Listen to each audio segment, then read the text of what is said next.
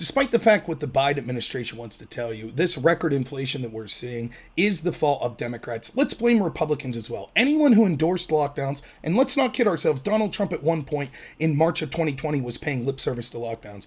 But the Republicans, the Democrats, and even Trump, and certainly Biden, and the Democrats led this, don't be mistaken, that wanted to lock down the economy and then have massive spending bills and increase the supply of money, they're responsible for this inflation.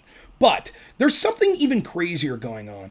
Oftentimes it's hard for average people to follow all the stories, and if all of our institutions are pushing a narrative, most of the time they just go along with it, and they're more concerned with feeding their family and working 9 to 5s and spending time with their loved ones than following the news as much as someone like me.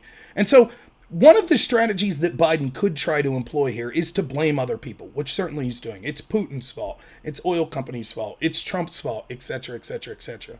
But what puzzles me and what gives me sort of hope because it's so disgusting and dumb is that they're trying to make the argument that the economy is strong.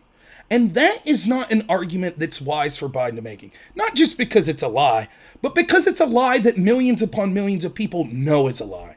You could lie about, well, what happened with an insurrection. You could lie about some foreign policy debacle.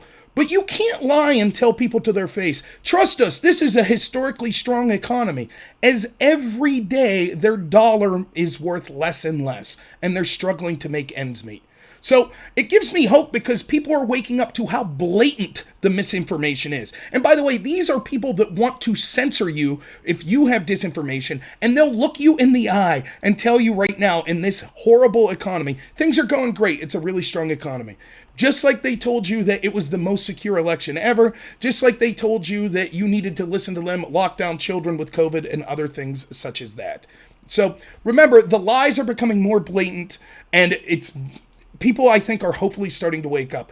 Biden can try to blame other people, but what he can't do is say that the economy's strong, and that's exactly what he's trying to do.